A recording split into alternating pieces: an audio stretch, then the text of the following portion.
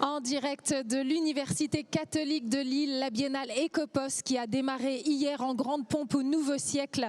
Une salle comble qui a fait une standing ovation à notre invité d'honneur qui arrivait tout juste de New Delhi, Vandana Shiva.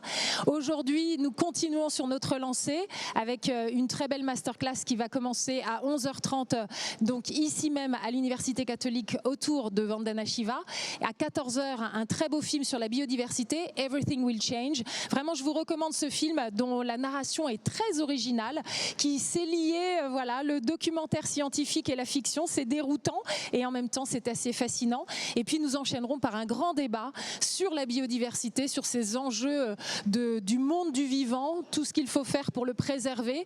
Et autour de la table, eh bien, nous aurons Gilles Boeuf, nous aurons Éric de Kermel et la jeune activiste Camille Etienne, que j'ai la chance de recevoir là tout de suite sur ce plateau. Camille Etienne, bonjour.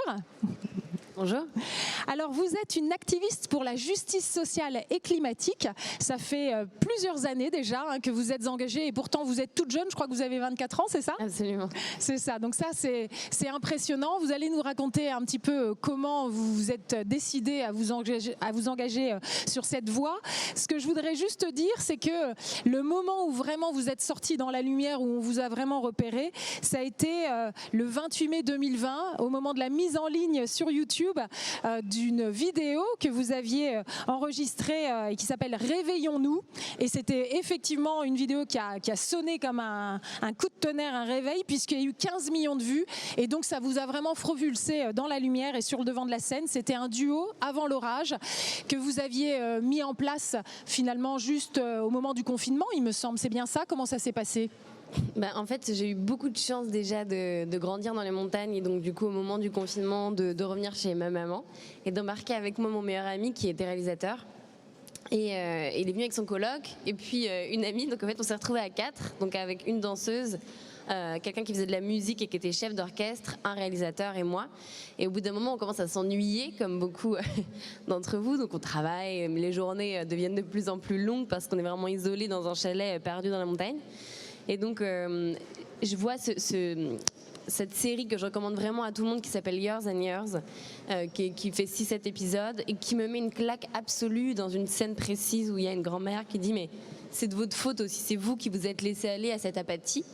Et en fait, ça me fait l'effet inverse de ce que j'imaginais, c'est-à-dire de se dire « mais comment ça, on ne culpabilise pas les gens, pourquoi est-ce qu'elle me... » Et en fait, ce discours était tellement juste et vrai, il a sonné tellement à un endroit qui déroutait, qui dérangeait, mais sans me neutraliser, que je me suis dit, bon, il y a quelque chose d'intéressant et d'intelligent à faire ici.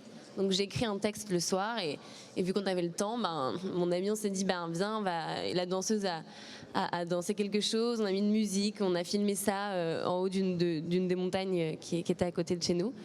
Et vraiment c'était juste pour s'amuser. Ça fait longtemps qu'on était activistes, enfin moi que je travaillais sur le sujet dans le fond, mais du coup qu'on a utilisé l'art pour communiquer un message et plus seulement les arguments, les faits, les chiffres.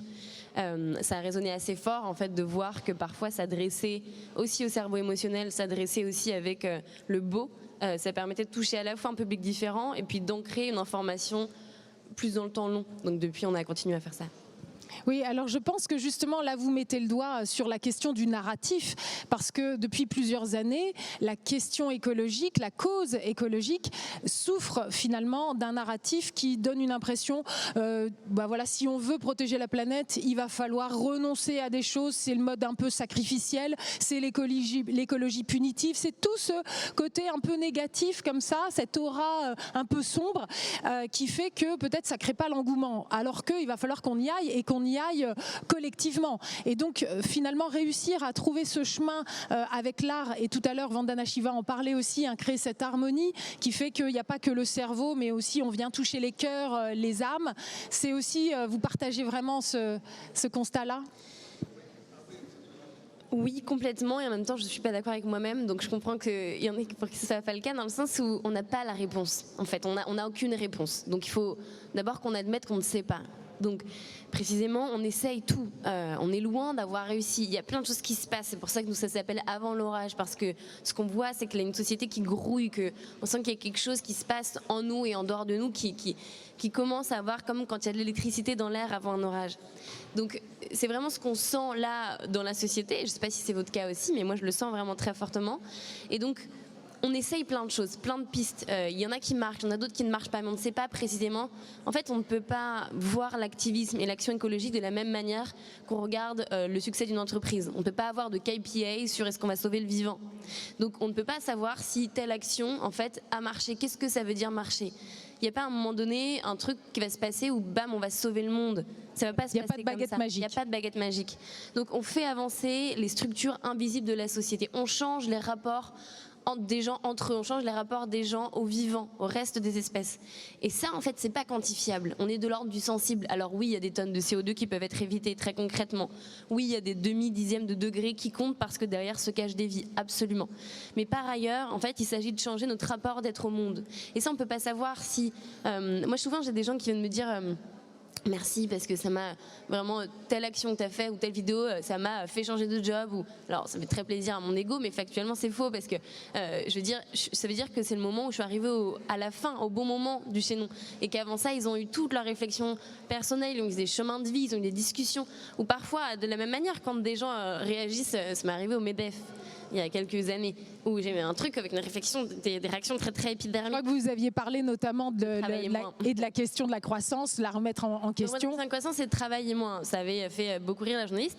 Et donc j'ai eu une réaction très épidermique du public. Et j'étais très heureuse de voir que quelques années plus tard, là il y avait Aurélien Barraud qui tenait un discours encore plus étoffé sur le sujet, qui a été applaudi, et que moi par ailleurs j'ai des chefs d'entreprise qui étaient présents là, qui quelques semaines, mois après sont venus me voir en me disant mais en fait sur le moment ça m'a dérangé, mais on a eu par ailleurs du coup plein de discussions en interne, etc., etc. Je suis encore pas d'accord sur des trucs, mais j'ai fait mon chemin, on en parle. Et là, donc il faut mettre les pieds dans le plat. Donc en fait il faut mettre les pieds dans le plat et surtout se dire que toutes les stratégies sont bonnes à prendre et que si vous ne retrouvez pas dans une des stratégies d'activisme pour mettre les pieds dans le plat, par exemple le fait de jeter de la soupe de tomate sur une vitre d'un tableau, si ça vous dérange et que ça ne vous plaît pas, ne le faites pas vous, c'est pas grave. Mais peut-être que ça a bougé certaines personnes. Inversement, si pour vous c'est de faire du journalisme engagé, faites-le. Si c'est d'aller mettre les mains dans la terre et de mettre en place des projets en agroécologie, faites-le. En fait, n'attendez pas qu'une bonne réponse vous tombe du ciel, créez votre propre bonne réponse. Et du coup, c'est pour ça que sur la question des narratifs, moi ça me parle et ça me touche d'avoir aussi un petit côté d'avoir de l'art qui vient sublimer tout ça, mais par ailleurs j'ai besoin un peu moi de dramatique et de tragique. Je peux pas avoir quelque chose de que positif, ça va au moins me toucher, ça va au moins me mettre en mouvement. Bon bah il y a des gens pour qui c'est l'inverse.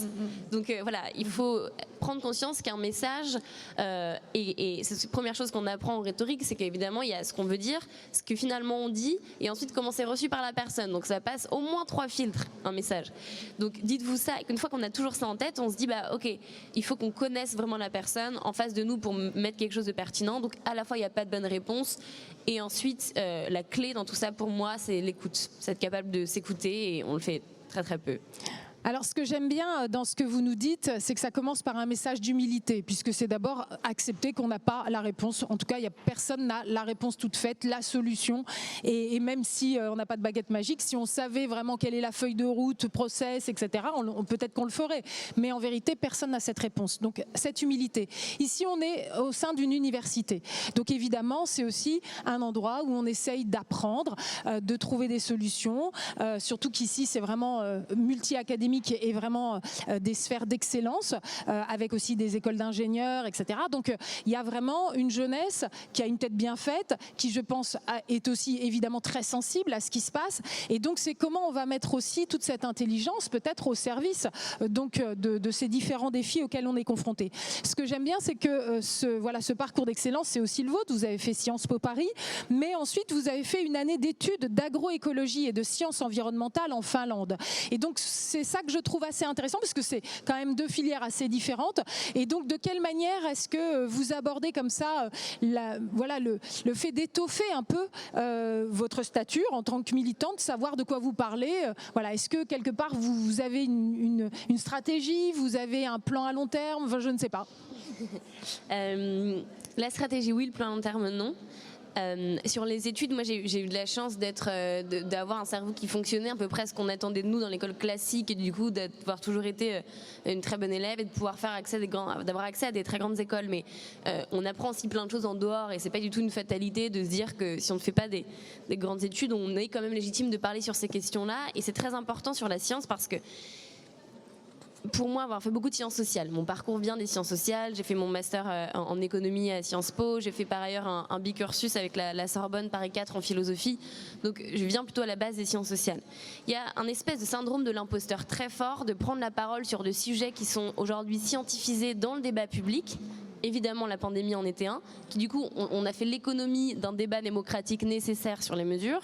Ce qui s'est passé, c'est Eva qui en parlait hier, Eva Sadoun, sur quelles mesures on met en place. Il y a aussi des débats démocratiques à avoir une fois que les faits sont là. On reprend l'exemple de la Convention citoyenne pour le climat, 150 citoyens tirés au sort. Il y avait Valérie Masson-Delmotte, présidente du GIEC, et il y avait plein de scientifiques qui sont venus leur donner les faits, mais ensuite, on ne peut pas faire l'économie d'un débat démocratique où les sciences sociales rentrent en jeu pour avoir des réponses qui sont acceptables par la société, qui vont être mises en place et presque, je déteste ce mot, mais où la société va s'en emparer, va s'en empouvoirer. On me dit mais s'en emparer. Donc ça c'est fondamental, de remettre le pouvoir des citoyens et des citoyennes au centre du truc. Et donc c'est pour ça que les sciences sociales, pour moi, aujourd'hui, c'est un grand impensé, un grand oublié un petit peu de la question écologique. Je parle dans la sphère médiatique et dans la manière dont c'est traité majoritairement. Il y a bien sûr plein de grands penseurs. On vient de perdre Bruno Latour. Je peux évidemment que lui rendre hommage ce soir. Enfin, ce soir, on est ce matin déjà. Là. On est ce matin, on est déphasé.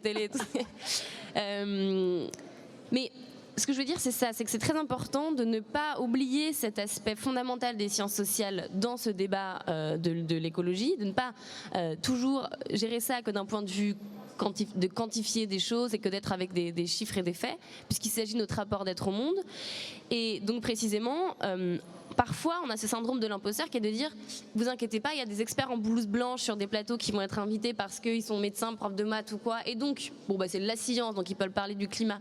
Je me suis retrouvée dans un plateau avec un climato-sceptique qui était prof de maths, donc du coup on lui donnait beaucoup plus de crédit parce que c'était le scientifique qui était prof de maths, et moi qui passe mes journées sur le climat et qui représentait un consensus quand même un peu plus grand qui est de dire bah oui c'est peut-être d'origine humaine quand même le dérèglement climatique, il avait la crédibilité. Donc vous étiez délégitimé. Le présentateur disait bon bah on voit le rationnel et puis l'émotionnel, c'était très grave, j'étais très en colère, je suis sortie très en colère de ce plateau. Mais du coup c'est ça qui est intéressant de se rendre compte, c'est que du coup de par le fait que même on appelle des sciences dures et des sciences quoi donc molles, les sciences molles voilà, floues, non, c'est du vrai savoir qu'on crée dans les sciences sociales, et donc de par le fait que on scinde un peu ces deux-là, on arrive à un débat parfois où on enlève la partie émotionnelle, où on enlève la partie faire société, être ensemble, et donc du coup on dépossède les gens de ce débat-là. C'est la même manière avec l'économie, on utilise un peu des mots compliqués pour un peu dire vous en occupez pas trop. Finalement quand on fait l'effort d'aller, voilà, moi j'ai fait exprès un master d'économie pour dire mais c'est quoi ce truc qui a l'air si dingue que personne ne comprend. Comment ça marche? Très bien on apprend, bah c'est pas si difficile que ça en fait. Pourquoi est-ce qu'on a... Alors ça c'est complexe mais comme le reste du monde. Donc il y a aussi cette question de reprendre le pouvoir sur un débat qui est un débat sur nous-mêmes, donc vraiment sur l'humanité, sur comment est-ce qu'on habite le monde, etc. Donc c'est pour ça que j'ai voulu faire une année en sciences sociales, enfin en sciences dures du coup, et d'aller rattraper tout mon retard à une fac en Finlande sur l'agroforesterie et l'agriculture, bref, pour avoir cette légitimité juste parce qu'aujourd'hui ça fonctionne comme ça, même si je le regrette, pour commencer à comprendre un petit peu bien sûr le vivant et pour le défendre mieux aussi, mais on a vraiment besoin d'étudiants et d'étudiantes, parce que je sais qu'il y a un public comme ça qui écoute, d'être formés en sciences sociales sur ces questions-là. Donc ne laissez pas tomber. Et en fait, l'écologie ne se joue pas que dans les filières scientifiques. Alors, comme je l'ai dit tout à l'heure, le moment qui vous a vraiment propulsé dans la lumière, ça a été ce clip « Réveillons-nous ». Très récemment, vous avez sorti un nouveau clip qui s'appelle « On va désobéir ». Et on sent là que le ton monte. C'est-à-dire qu'il y avait « Réveillons-nous », ok, et puis là maintenant, en gros, on a tout bien fait. On a fait les marches pour le climat, on a manifesté, on est allé dans la rue, on a tout bien fait. Mais enfin, ça n'a pas l'air de bouger. Et donc là maintenant, on va hausser le ton. Est-ce que c'est bien ça? Est-ce que vous êtes maintenant dans une posture un peu plus radicale? Est-ce que vous appelez à une révolution? Comment vous voyez les... Alors, en réalité, pour tout vous dire, en fait, on avait fait ce deuxième clip Désobéissons vraiment pas très longtemps après. Mais il y a eu la pandémie et les couvre-feux et on a attendu 1 an et demi avant de le sortir alors qu'il était prêt, parce qu'on avait très peur que ce soit repris pour d'autres messages de désobéissance au masque, etc. C'était pas du tout notre propos. Donc instrumentalisé. Enfin, malgré nous, de créer des sortes de désobéissance, pas dans un domaine qu'on voulait. Donc on l'a attendu et c'est intéressant parce que justement, pourquoi je vous dis ça? Parce que ça répond à la question qui est de dire encore une fois, je ne hiérarchise pas les modes d'action, je partage l'urgence, le niveau d'urgence du consensus, je partage l'absolu et l'idée de non-compromis. Ça, c'est fondamental dans la pensée, de non-compromis. Pour autant, parce qu'en fait, on ne peut pas négocier avec les limites planétaires. On ne peut pas négocier avec la fin des ressources. On ne peut pas négocier avec un stress hydrique. On n'a plus d'eau, on n'a plus d'eau. Voilà. Et d'ailleurs, je rappelle qu'on est fin octobre, on est dans le nord de la France, on est tous en t-shirt. Ça fait un peu froid dans le dos, ou plutôt ça fait des suées. Hein. Et j'ai entendu que ce matin, à Saint-Jean-de-Luz, il faisait 26 degrés ce matin. Ouais, donc, je veux dire, on y est. C'est pas demain ou après-demain, on y est. Donc, il y a cette idée de son compromis. Et pour autant, les chemins à trouver, c'est comme cet écosystème en fait qu'on est en train de détruire, il faut qu'on soit capable d'y répondre avec un écosystème d'action. Donc il faut qu'on s'organise dans la société et il faut qu'on ne perde pas trop de temps dans le débat de savoir qui a raison. Il faut qu'on essaye et qu'on embarque avec nous les gens qui pensent que cette méthode peut être utile. Donc à la fois on a fait ce court-métrage qui s'appelle donc Désobéir, qui est un texte que j'écris sur la désobéissance civile non violente et qui pose cette question de la différence en philo entre ce qui est légitime et ce qui est légal. C'est pas tout le temps la même chose. C'est-à-dire donc c'est une question d'éthique aussi. Absolument. C'est-à-dire, c'est une question c'est presque un impératif kantien de se dire, il y a quelque chose contre lequel on ne peut aller, qui est de dire, est-ce qu'aujourd'hui détruire la vie sur Terre est acceptable? Pour autant, c'est légal. C'est légal parce que des multinationales qui sont écocidaires ne sont pas punies par la loi. On les laisse faire dans l'indifférence générale des pouvoirs publics. Comme s'il y avait une ingérence de ces multinationales-là. Non, on doit désobéir à ça. Évidemment, Vandana Shiva en est le meilleur exemple pour moi. Cette histoire de graines et de semences, on n'avait plus le droit de se donner des semences paysannes parce que c'était l'agro-industrie qui avait mis la main dessus. Et pourtant, quel combat avec les OGM, avec le brevetage du vivant. Bien sûr, mais quel combat profondément légitime et pour autant pas légal. Donc en fait, c'était de faire comprendre que la désobéissance civile, c'est pas juste un petit frisson de l'âme des CSP+, qui ont envie d'être un peu rebelles ou une crise d'ado.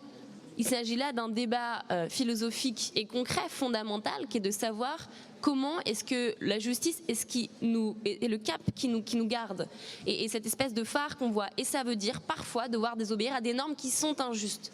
Là, on a fait tomber le traité de la charte de l'énergie il y a quelques jours. C'est un traité qui, légalement, permettait à des multinationales pétrolières de porter plainte contre des États en tribunaux d'arbitrage, en estorquant du coup des millions d'euros d'argent public, de notre argent, parce que ces États, qu'est-ce qu'ils faisaient tout simplement? Parce qu'ils mettaient en place des lois écologiques qui menaçaient les investissements des multinationales. Ce traité est un scandale. Pourtant, c'était légal de le faire. Donc, on a dû se battre.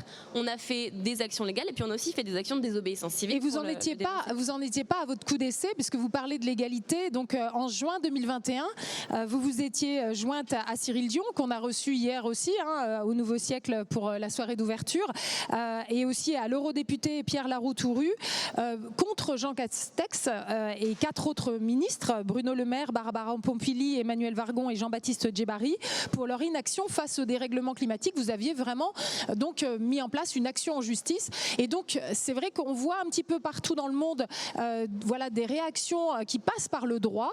Je pense notamment à Tony Oposa, qui est ce grand avocat philippin qui a été le premier à attaquer le gouvernement philippin au nom des générations futures, au nom du droit des générations futures, et qui véritablement a mis en place ce qu'on appelle aujourd'hui la doctrine Oposa. Donc, est-ce que la voie aussi légale va devenir un terrain de combat? Mais encore une fois, le droit, c'est censé... Enfin, ce que je trouve fascinant, c'est qu'on oublie qu'à la base, on est quand même une société qui s'est autorégulée. Enfin, qu'à la base, c'est des règles qu'on s'est collectivement mis d'accord pour respecter. Donc que ce soit l'Assemblée nationale qui est censée nous représenter, que ce soit l'État, que ce soit la justice, ce sont des organes qui sont censés, je dis bien que c'est pas forcément plus le cas aujourd'hui, mais c'est là où c'est intéressant, qui sont censés à l'origine être à notre service.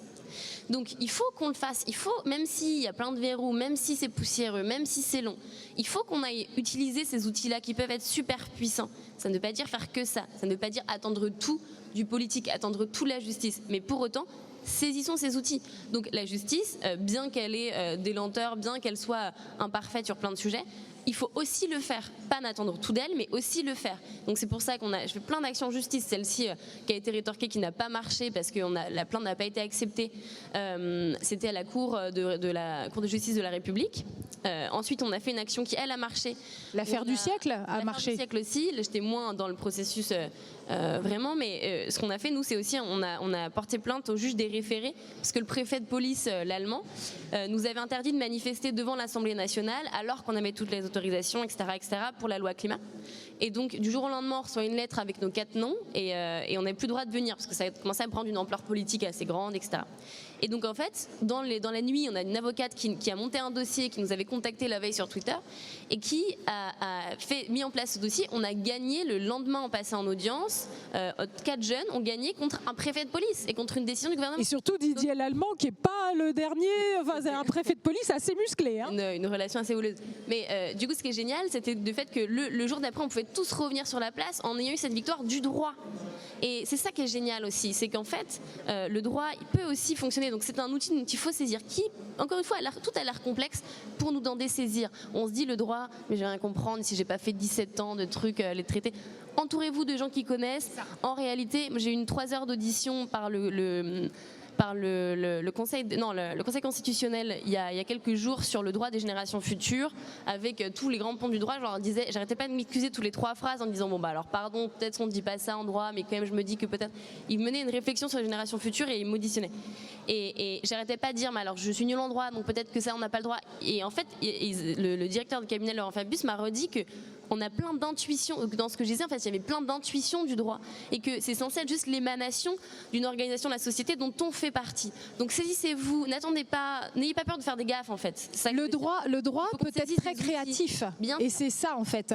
Et là ce que je vois, tous les outils et entourez-vous de gens qui connaissent par cœur le sujet. Elle est passionnée, non hein? Je crois qu'on peut applaudir Camille Etienne. C'est un combat terrible, c'est un peu David contre Goliath, mais il ne faut rien lâcher, c'est un peu le message que je comprends de ce que vous venez de nous dire. Quand même, on rappelle dans l'histoire, à la fin, c'est quand même David qui gagne. Hein. C'est ça, exactement, on est bien d'accord, et donc on lâche rien. En 2020, Vanity Fair a dit de Camille Etienne qu'elle était l'une des 50 Françaises qui ont marqué l'année. Elle est notre invitée à la Biennale Ecopos. Retrouvez-la tout à l'heure à 16h, ici même, pour le grand débat sur la biodiversité. Merci beaucoup.